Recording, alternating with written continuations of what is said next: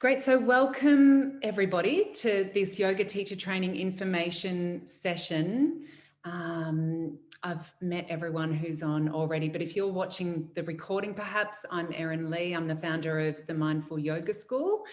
And one of the programs that we offer at the Mindful Yoga School is a yoga teacher training program.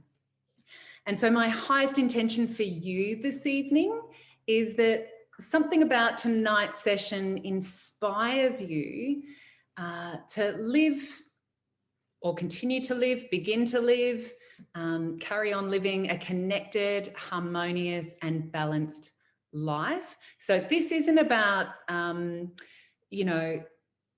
making sure that you come aboard the yoga teacher training program. My highest intention is to offer you some insights to deepen your own personal immersion along the yogic journey, whether you do yoga teacher training or not. So don't feel like that has to be the outcome of this. It's just we've got the May yoga teacher training intake happening soon.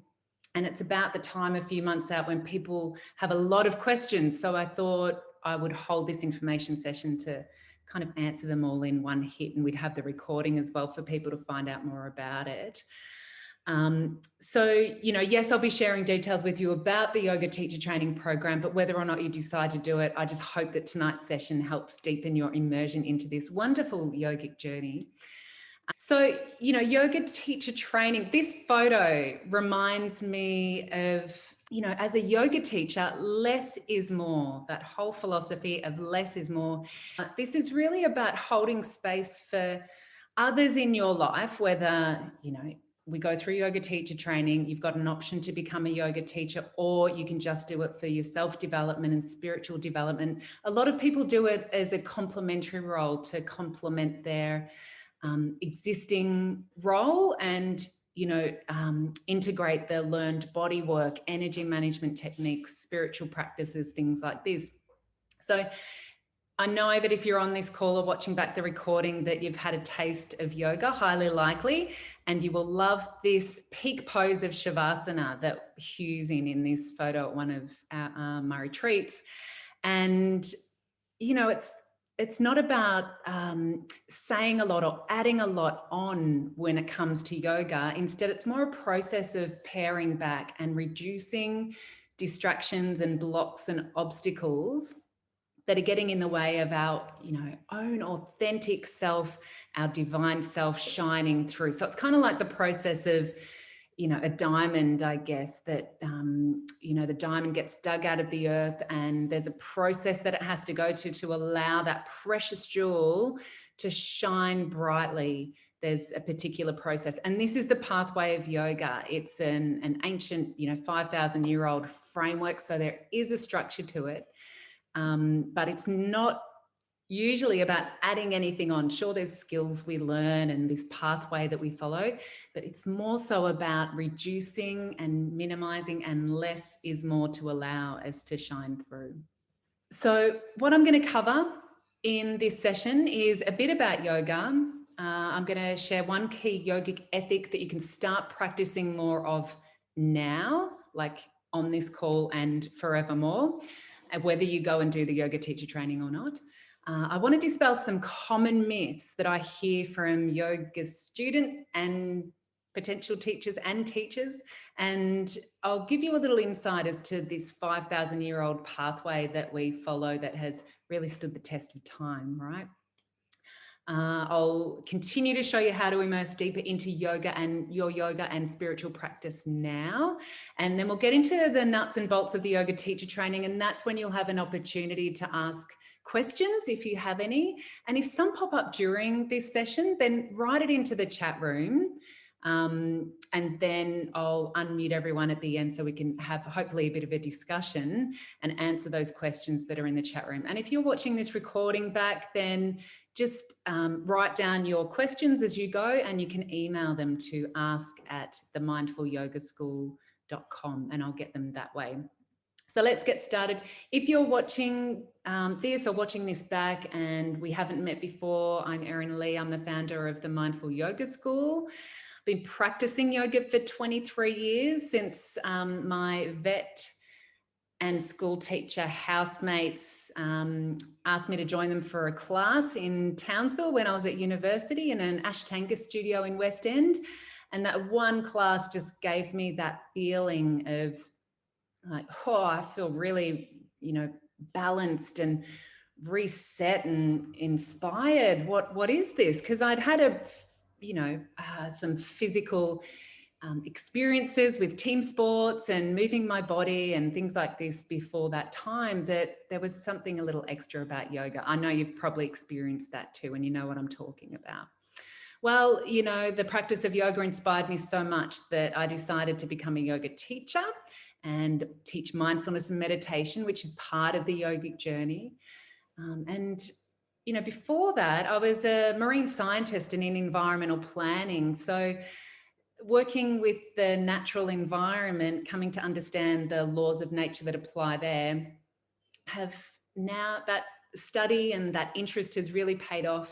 Now I bring that into the world of yoga because those laws of nature are just the same in relation to our own true nature. The same principles apply, and as it does out in the outer world and the outer environment.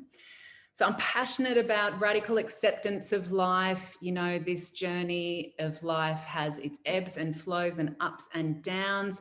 And I love the pathway of acceptance of everything that unfolds, carrying with us courageous intention. So this isn't about just being passive and laying back and allowing life to happen to us. This is about, designing and choosing our life, yet accepting things as they unfold along the way. And this is really the journey of the yogi.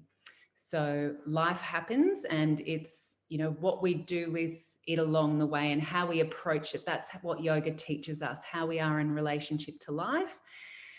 And first, it asks that we have a look at how we are in relationship to ourselves. I'm a mum. I thought I'd add that in because that's a pretty important aspect of my life. And I'm based on the Sunshine Coast, and that's where we do our in-person yoga teacher training with the Mindful Yoga School. So a little bit about yoga. I love this quote or meme, or, I've seen it come up on the socials. You're only one yoga class away from a good mood. So as you might know, stress is a really big health issue, particularly in Western society, and is the cause of a lot of physical dis-ease, mental health issues, and has an impact on how we operate through life from an energy perspective as well, how vital we are, how good we are at, being able to last the day out and maintain our energy and conserve our energy. And also how we are in relationship to our emotions. Yoga teaches us a skillful way to be in relationship with all these changeable parts of us, our changing physical body, our energy that shifts all the time from low to high, and our changing mind states and emotions as well. And so what can tend to get in the way of a good mood? Well, lots of things actually, but we can see them like obstacles. In the body, for example, it can present as tension. In the mind, it can present as tense thoughts or judgment. So if you know that feeling of you rock up to a yoga class, you might be a little emotionally sensitive or highly strung, something's just happened, and at the end of your class, you're not really sweating the small stuff anymore, or you've got a broader perspective on it. This is really the pathway of yoga from this constrictive experience to one that's expansive and light, a little lighter on life. In fact, it's the title of one of the books that we read during the yoga teacher training. Cass has already got her hot little hands on that. So some of the comments that I hear from yoga students, after classes, and how I've certainly felt too, I feel amazing, like I've returned home again. I feel whole. And the small stuff doesn't matter as much anymore now that I can feel the essence of the bigger picture again. So what we do in yoga teacher training is that whole feeling that you may have experienced in a yoga class, we kind of try to pull it apart and see what the nuts and bolts of this broader wheel of yoga are that give us this kind of feeling. Because, you sometimes you just think, oh, I'm blissed out, I'm zened out, but there is actually a process happening. There's a framework, and this is what we come to know during the yoga teacher training journey. So what's one key yoga ethic that I am going to share with you that you can start practicing more of right now? Well, one of my yoga teachers that I love, he's based in the States. He teaches a style of yoga called power yoga. And I heard him say that the harder you are on something, the quicker you wear it out. So have a think about this in relation to the way that you move and operate your body. You know, in your current yoga practice, do you strive to get into that peak pose just like maybe the teacher's doing or someone else in the room? Are you hard on yourself when your practice doesn't turn out how you expected that it should, like it did yesterday or the week before, for example? What about in life, in your relationships? What about on your bank account? The harder you are on your bank account, the quicker you'll wear it out. You know, this statement applies to all areas of our life. Well, how to stop being so hard and creating a tense experience of life? We're asked to live with more compassion and be a little more gentler and kinder on everything in life, on ourselves, on people around us, and on the world around us. Think of the environment, for example. So this living with compassion is called ahimsa. This is the Sanskrit word for it, Sanskrit being the universal language of yoga that stemmed from ancient India. And it's a universal language because it's spoken the same all around the world. When I go and visit family in Argentina, I love to get to yoga classes in Spanish just to test out my Sanskrit because my Spanish is a little bit rusty. But if the teacher uses Sanskrit there, I can probably close my eyes and know through sound and hearing the Sanskrit what movement we're going into next. So living with compassion, this is one of the key ethical principles of yoga. You might also recognize it if you've spent time. I know there's people on the call here now from Chenrezig Buddhist Institute. That's one of the key precepts of Buddhism as well, that we live with compassion not only in how we treat others and the world around us, but also on this journey inward. And in order for our impact on the world and our relationship with the world to be meaningful, we can have a look within and see what's going on there first and learn a lot. Like you might think you've got it sorted and that your way is the right way in life. And I'm sure it is well done, but it just pays to re-examine it from time to time. If you're seeing obstacles and maybe things aren't flowing well for you in life, it pays to self-inquire. It can be pretty confronting though, what you might discover. And often what's commonly found when we inquire whether we're living with compassion or not is we discover just how hard we are on ourselves. We tend to have a lot of self-judgment. We even judge ourselves for judging. You know, these are some of the fascinating things that you can uncover when you start to look within. I want to dispel some myths that come up very commonly, not only amongst yoga students, but amongst people who are thinking about taking their yogic journey to the next level and doing a teacher training program. I just want to state straight up, this isn't the myth. Yoga is for everybody. That's a fact rather than a myth. But one of the myths that come up is that people say, well, I'm not flexible enough. Now, you don't have to be flexible to do yoga. You do yoga and flexibility can be a byproduct of the practice, but this isn't the focus. This isn't about having a perfect body and being able to do the splits or put your body in pretzels. It's about your relationship with yourself as you approach each movement, moment by moment. So I even hear this from people who are interested in doing the teacher training. I'm not fit enough yet. I'll get fit and then I'll be able to come to a yoga class, or then I'll be able to do the yoga teacher training. There's really only one prerequisite to do the yoga teacher training, and that is that you've had an experience of yoga and it's been of benefit in your life.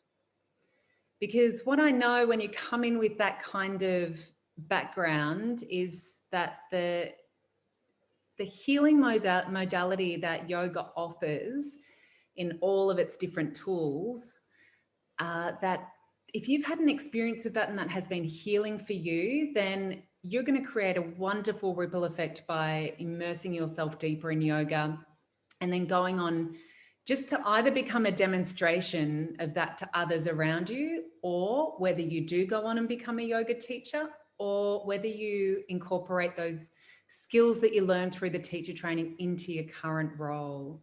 And I guess it's a big passion of mine. I have found yoga to be incredibly healing during some really tough times in my own life.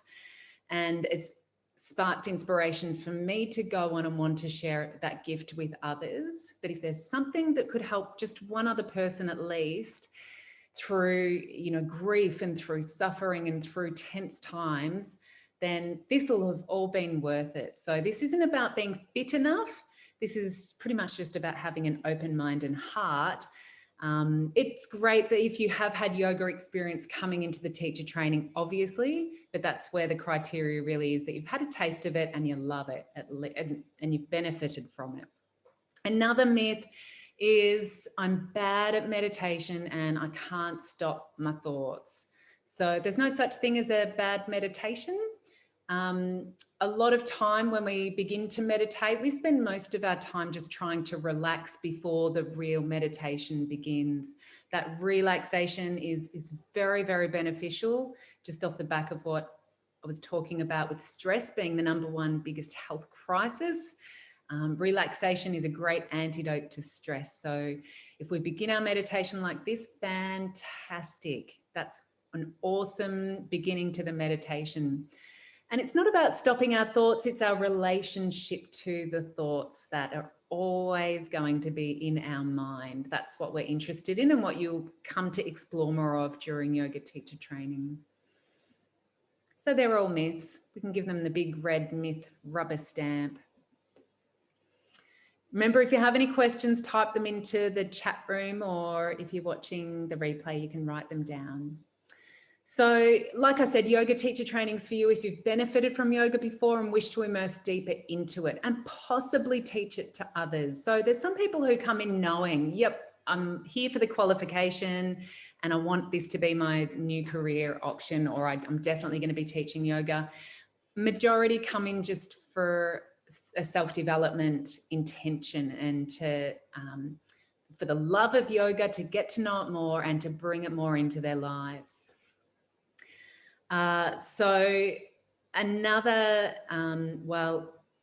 reason that I hear that people don't want to take that step to become yoga teachers or do the yoga teacher training is I've been on and off with my practice though. Like I've been practicing, but I've been on and off with it. That's not a problem. Like I said, if you've benefited from it, that's the criteria. I don't know if I can fit it in with everything else I've got going on is another big one. So the yoga teacher training program goes for 6 months. The next intake starts in May and runs through until November. So it's across 6 months. Now it starts with an opening immersion retreat in person at Chenrezig Institute in Nudelow on the Sunshine Coast. And then on average, 1 weekend a month. So there's the opening immersion retreat, 3 nights, and then there's 5 more weekends, just Saturday, Sunday, once a month on average. And it's a requirement that you show up in person for those training weekends. There have been some like extenuating circumstances in the current teacher training group where somebody hasn't been able to make it on an afternoon, and we've been able to work that out. So just to let you know, there's a little, there could be flexibility in there, but I highly encourage 100% attendance rate to these in-person weekends. In between those, months, there's at-home study and practice and things to do that you'll need to submit for assessment as part of the yoga teacher training. It's an accredited program with Yoga Alliance. So the qualification you come out with allows you to teach anywhere in the world when you can get around the world again, at least, in Queensland and Australia. But that Yoga Alliance body is a global body. So just to let you know that allows you to be a registered teacher recognised anywhere around the world. If you need to extend the 6 months a little to be able to complete those at home practice requirements, then I'm able to extend that time for you to complete those.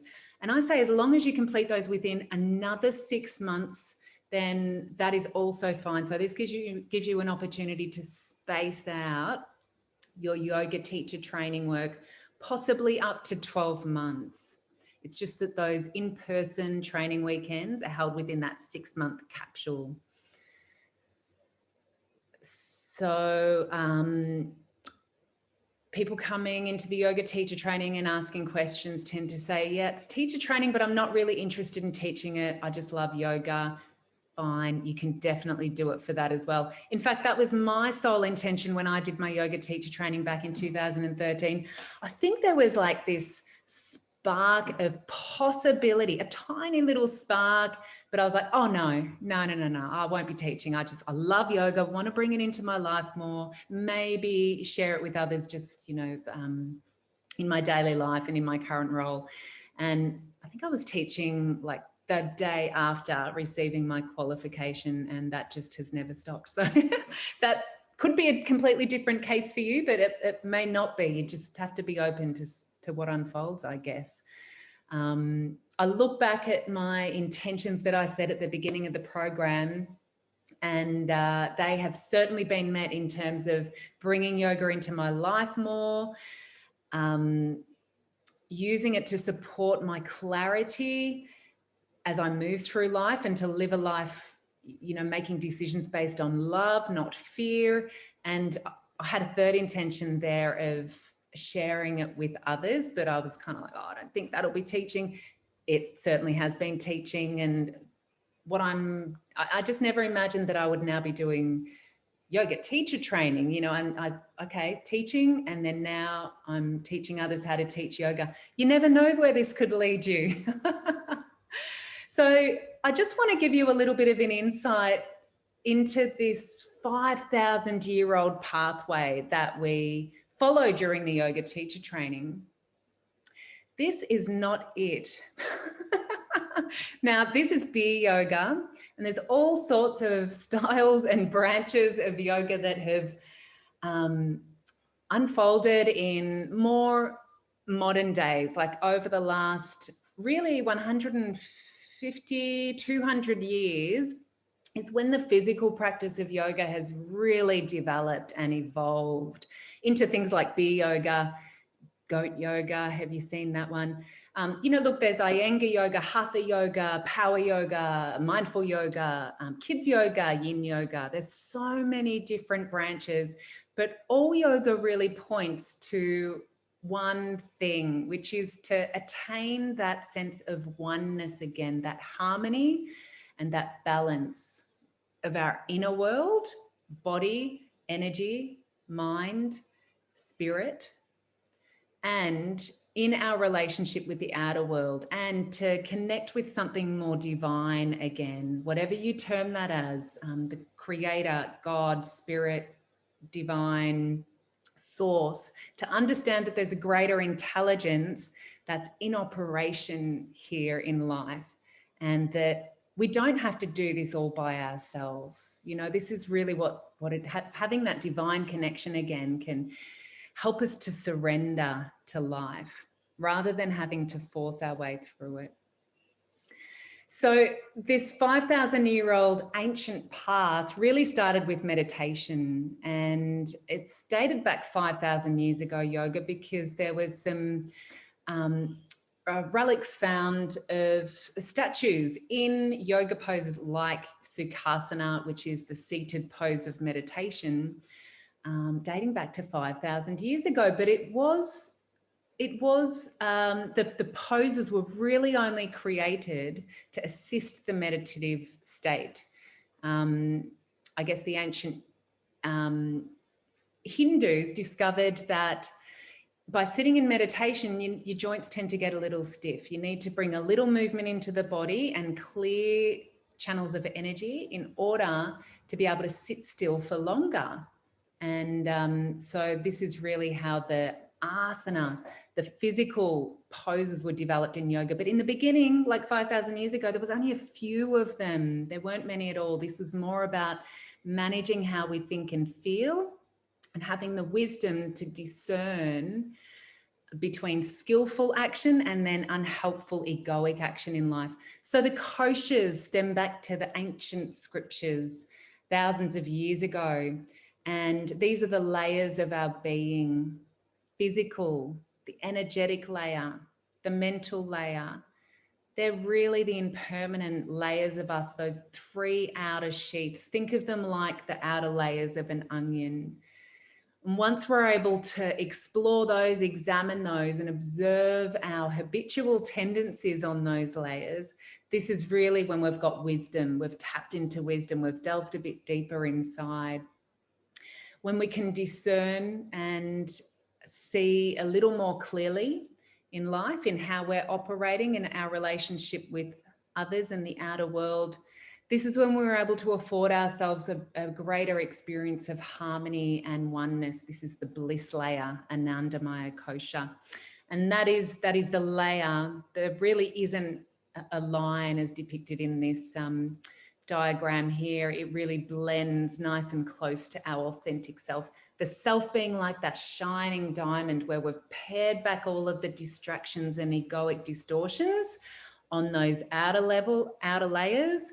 And we're able to have this connected and happy experience in life and understand that we're part of a bigger picture.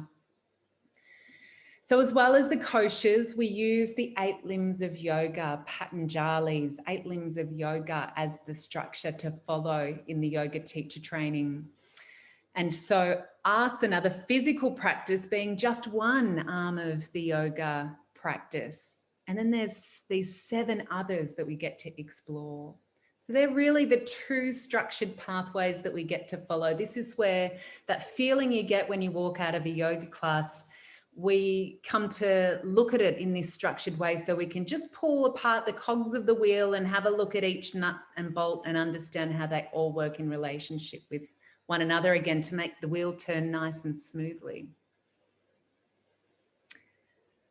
So we go through a lot of different areas of yoga. These are really the kind of the nuts and bolts that we pull apart: the history and philosophy of yoga, the energetic anatomy and the breath work, pranayama.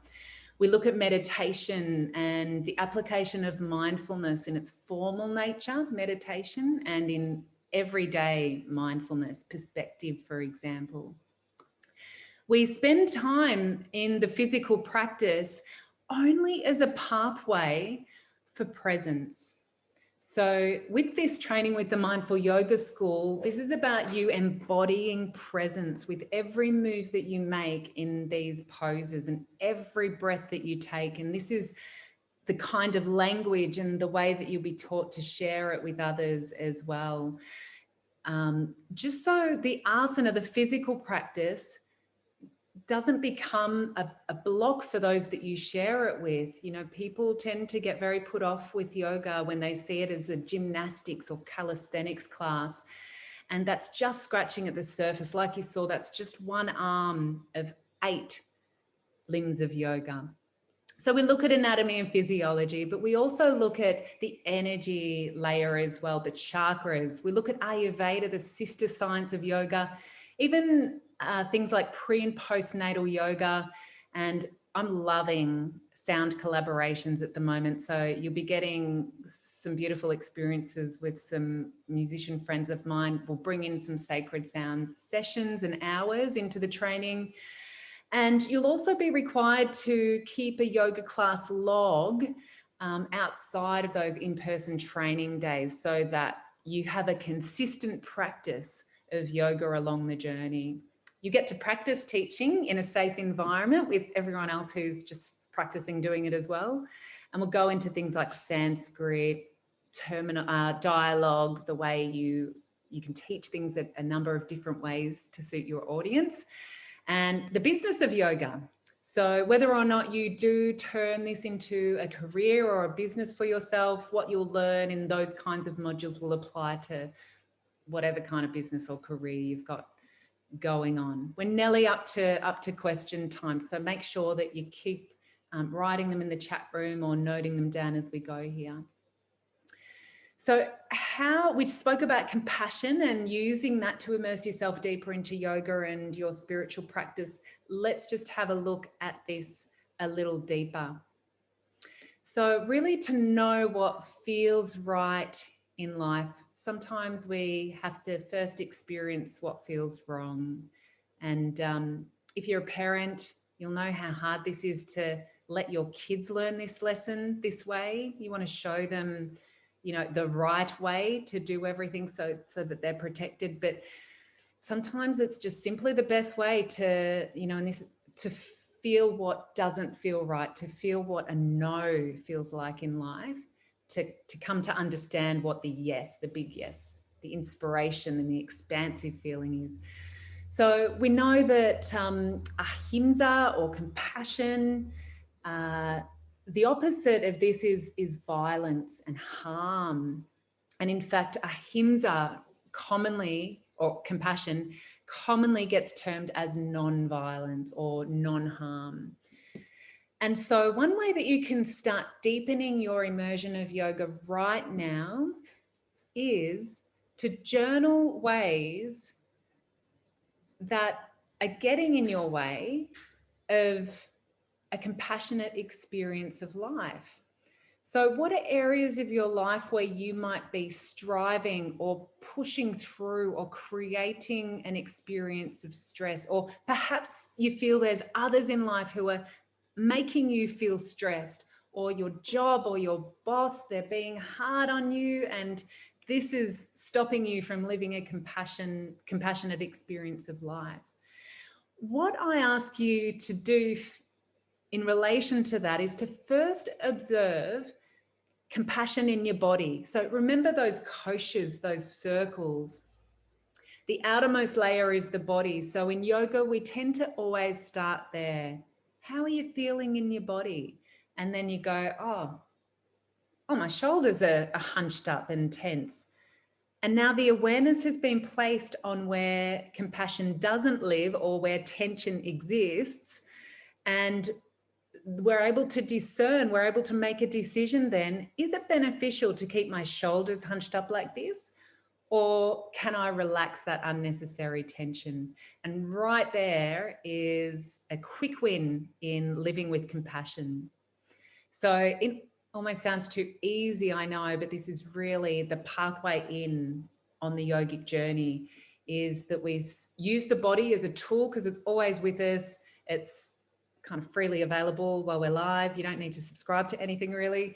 And, you know, it's always there for us to be able to practice on and pay attention to and see where, you know, you could practice this with kindness or non-striving or gentleness or truthfulness or attachment. You could start having a look and just reframe the question, what gets in the way of you living a free experience of life? And you start having a look at where attachment is, for example. So here in this compassion example, maybe in child's pose or even just sitting in your chair, you might start having a look at where harm is occurring or tension. We can think of harm like tension representing in the body. Does that make sense? Does that make sense? Yeah. Okay, I've got some nods. So I've written a couple of words here, but things like self-judgment, thoughts can be violent and harmful and hard-edged. comparing, a big thief of joy and compassion in life. Mental rumination can be an effect of the mind. Your relationship to it, maybe you're beating yourself up for the insomnia at night and I just can't stop thinking at 3 a.m. You know, how about leaning in and accepting what's unfolding and having a compassionate response to even the suffering and the uncomfortableness of life? This is the beginning of the yogic journey. And two, once we've observed our relationship with compassion in the body, then we can start to look at how these tendencies play out in other areas of our life. Like we spoke about before, this could relate to relationships, your response to things that other people say or do, your health, finances, career, all of those life areas. So this is the beauty of yoga. We start moving our body, noticing our breath, thoughts and feelings start unfolding, and we can shine the light of awareness on them and watch over them with wisdom. And then we can take skillful action. Yoga's really skillful action. It's about taking skillful action in life. So once we've looked at ourselves, then it just naturally has a ripple effect on the world around us. It's a game changer in your relationship with other people in life and life itself. So a few nuts and bolts about the yoga teacher training, and then we'll open it up for question time. The next intake for the yoga teacher training starts with an opening immersion retreat with all the accommodation and catering included for 3 nights at Chenrezig Buddhist Institute in the foothills of the Sunshine Coast in a cute little town called Yulo. It's a beautiful, beautiful experience, and it's quite a spiritual but grounding and, you know, real raw experience of yoga. Then there's 5 more training weekends up until mid-November, like I've said, and those are Saturdays, Sundays, 8 a.m. till 5 p.m. And you're welcome to stay at Chenrezig on those weekends. That's not included. The accommodation for those extra training weekends isn't included. So you would just have to sort that out yourself, or you can come and go. Great. So then the at-home study and written components and practice requirements are to be done. There are set timeframes that they're to be completed within. Like I said, you can have an option to extend those requirements beyond the end of November for another 6 months. If you want to space this out a little longer, just to make it less of a juggle with everything else that you have going on in your life. The great news is that if you join the yoga teacher training now, you can get started with your at-home practice requirements. Now, for example, there's a 50-hour yoga practice requirement of you attending yoga classes, and there's a feedback format for you to follow so that you can start observing things that are unfolding in yoga classes with the yoga teachers and how they prepare the space and the energy that they present with these sorts of things. So you could start that now and get well ahead of your 50-hour log, for example. There's also a set book that we read, and there's review questions. These are the sorts of things you can get a head start on before we officially start in May. So it's not just me running the yoga teacher training. I'm the lead trainer, yet this is a world-class team. We have the beautiful Brie Naomi, who's a key support person, and she comes in with her love of yin yoga and Chinese medicine and her Zen Tai experience, and loves working with the elements. Adam Sellers is a world champion free diver who has obviously incredible experience in breath work and breath hold, breath retention in particular. Almost 7 minutes, I think he's held his breath for.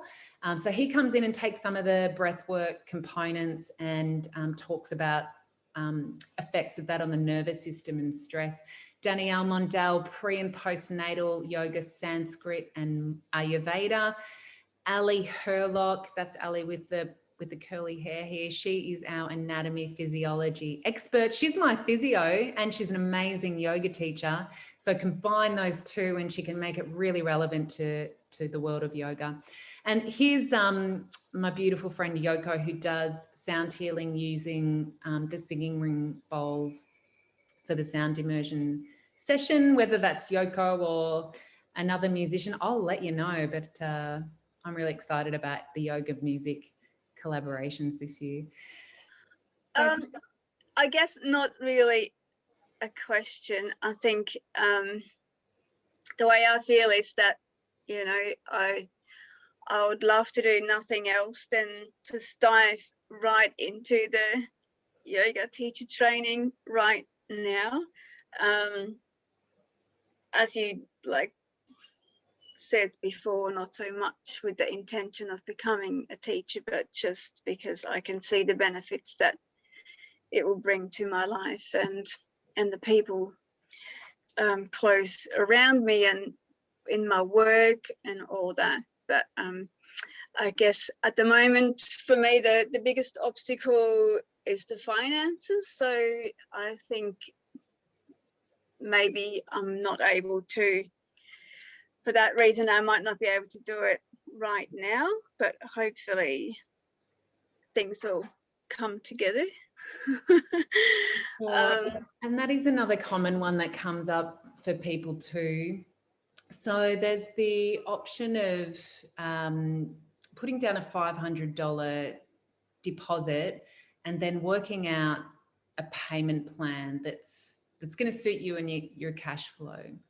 So I tend to require that the payments made by the end of the yoga teacher training program, which is November, and that's fairly standard. But if there's anything different that you would like to propose to suit you, then just reach out and put forward what you think might be possible. And so just, let me know what might be possible for you. I totally get it with the money thing. I say if that's the only thing coming up for you, yet there's this big inspiration and a big feeling of a yes, and you're feeling pulled and drawn to this path, then you never know what possibilities might unfold.